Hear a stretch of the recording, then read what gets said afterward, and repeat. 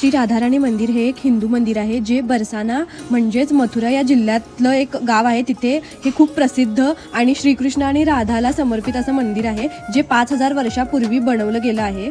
तिथले लोक राधाराणीला खूप अशा नावाने बोलवतात, म्हणजे श्री लाडली राणी, लाडलीजी महाराज आणि श्रीजी असं वेगवेगळ्या नावाने राधाराणीला बोलवतात.